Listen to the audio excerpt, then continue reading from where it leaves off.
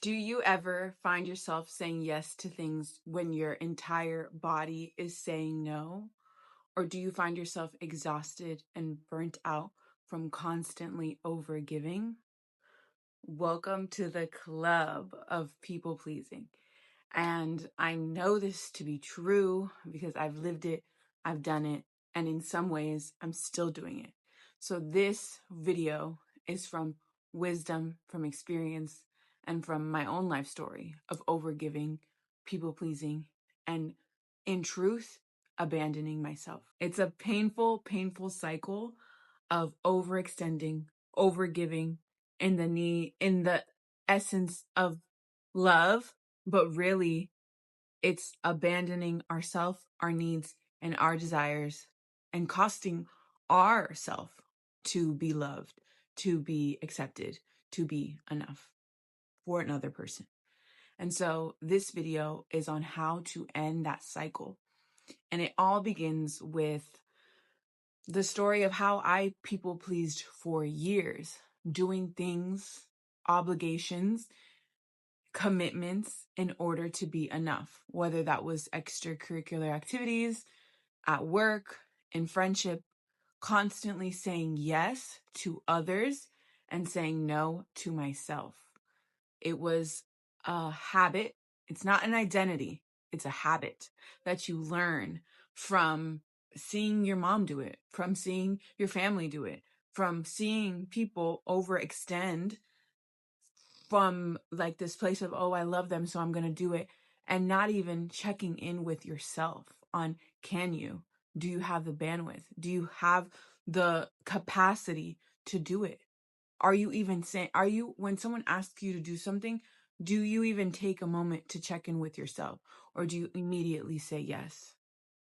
And in some instances, like at work, it's very easy to be the doer, to constantly do in order to be the greatest employee or employer.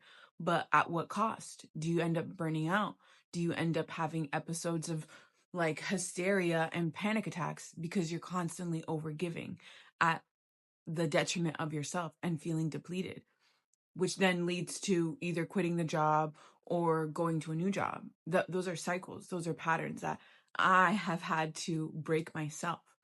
And so this video is how to stop that. The hard truth is that people pleasing is not a form of kindness. It's a form of self-abandonment. And I think this word of, oh, I'm just a people pleaser minimizes the truth of what it is. And instead of calling it, oh, I'm a people pleaser, if you called it, I'm a self-abandoner, you would be more honest with that truth.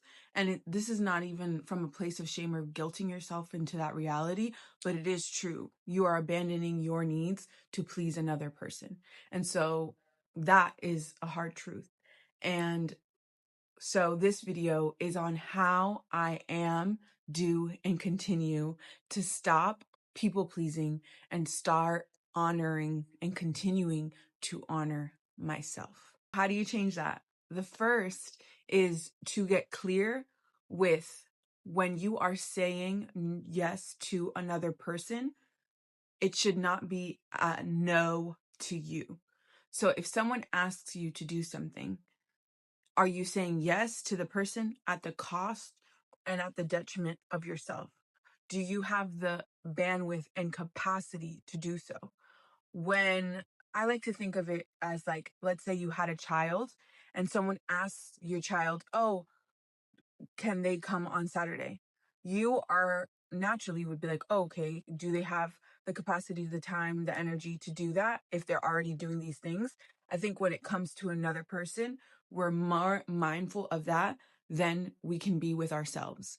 And so if someone asks you to do something, are you just automatically saying yes, even when your body is tensing and you really don't want to? If that's the case, then instead of just saying no, you can learn and practice to say, I will let you know. Let me get back to you. That is honoring yourself. And it's not even saying no to the other person. It's giving yourself the breath, the space to really know what you actually have bandwidth and capacity to do. And it's not selfish to just say, I will let you know. Let me get back to you. It's really not hard to do. And there are so many instances where, had I just said that, I would have honored myself more in the moment. And hey, maybe you do end up saying yes, but you know what you gifted? You gifted yourself the space to check in with yourself. And that is radical self-love.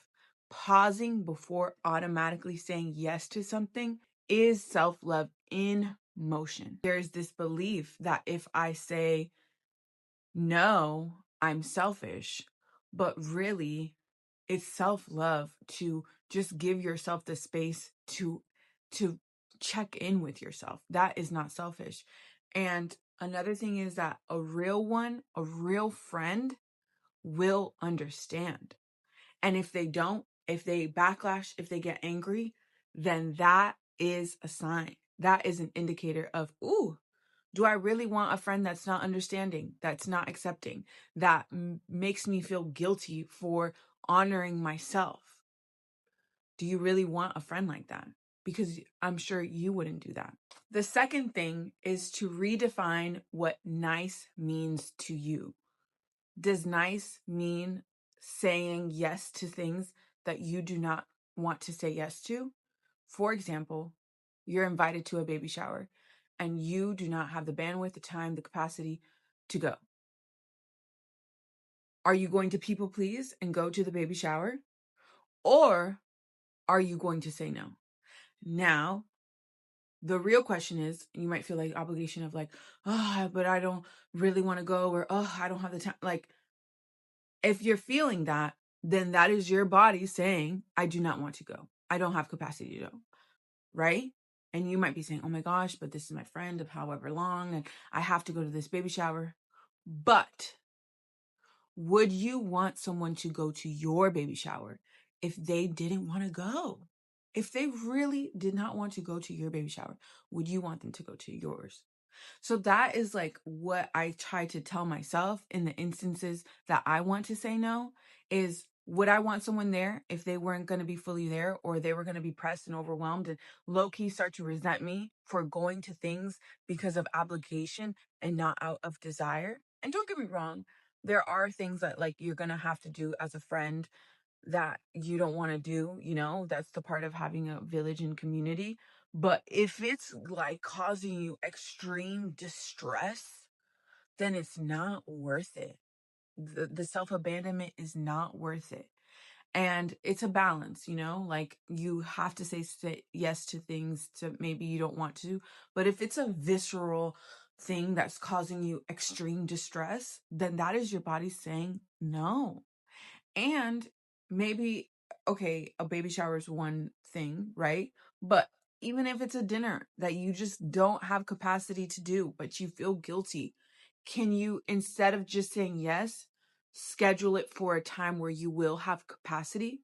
So let's say your friend asks you to go out on a Friday, but you don't have bandwidth or desire to. Can you go next week instead? Can you say, actually, this Friday doesn't work for me. Can we do this time instead? That is saying yes to them and saying yes to yourself at the same time. Learning those tricks, learning how to set those boundaries is forms of self-love. It really, really is.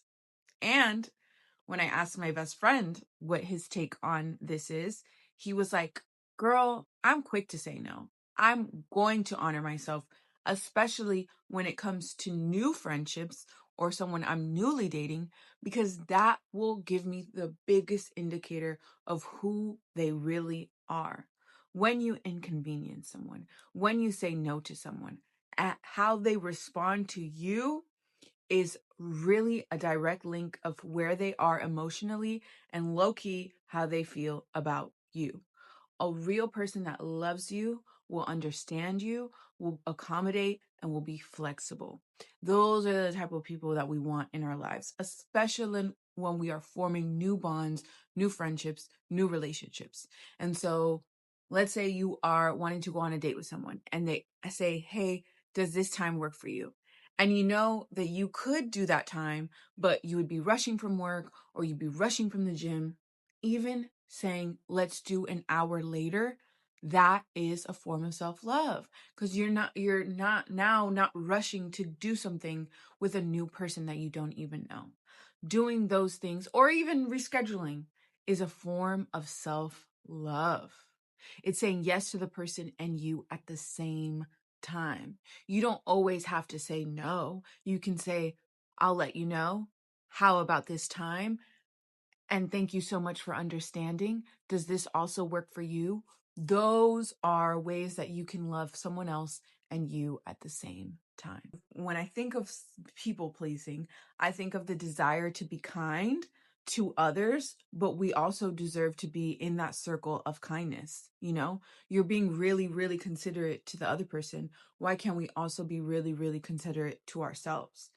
And that short-term discomfort, that short-term time of like saying, actually, does this time work better for you? Actually, can we do next week instead? That is saying that short-term discomfort is worth the long-term resentment that you would feel if you constantly said yes to things your body is viscerally saying no to. Now, the last step is the step that works the most for me when it comes to self-love, and that is practicing self-love. What does that mean? The more you love yourself, the more you validate yourself, the more you tend to yourself, the more you respect yourself, the less guilty you will feel disappointing other people. And that is just a fact. When I love myself, when I respect myself to my core, and I know that it would disappoint another person, I'm okay with it because I love myself and I know I'm worthy and deserving of being taken care of by myself. The more I did mirror work, which was going into the mirror and saying, I love you, you deserve the best, you deserve to be honored, you deserve to be respected, you are worthy and deserving of that. When I said that in the mirror and I finally learned how to mean it, when I said my affirmations daily, and when I connected to my inner child, I became fiercely, fiercely protective of that. Now that I do inner child work and I connect to like my 5-year-old self, I'm ruthlessly protective of her because she deserves to feel safe. She deserves to feel honored, and she deserves to be fiercely taken care of. And so I don't play about her. And that is how I honor myself, how I love myself, and how I stopped abandoning myself in order to please other folks. And it is a journey. I'm not saying I'm perfect. I'm not saying I do this all the time. There are places that I'm still abandoning myself if I'm being 100% real. But these practices, these reframes, this like self-love mindset shifts have helped me tremendously. There are areas of my life where I turn off my laptop at 5 p.m. I do not care.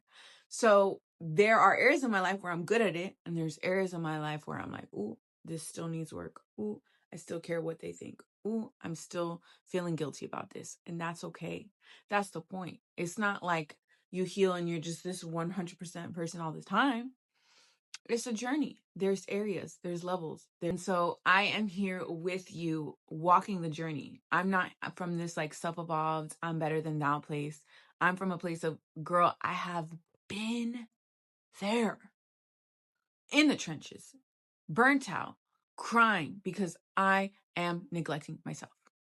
And it is a journey, and it starts with how you treat yourself. And it's the little steps, it's the little trips, it's the little, let me get back to you. Actually, can we do this time instead? It's those little things that set the mark for you. And so I just want to let you know that you are so worthy. You are so deserving of being cared for, of honoring yourself, of honoring your needs. And at the very, very least, giving yourself the space and time to say yes. That's the very least. Like, fine, say the yes even when you don't want to say yes, But can you pause before saying yes instead of quickly saying yes? Can you at least do that? That space is self-love in action. And so I'm sending you so much love.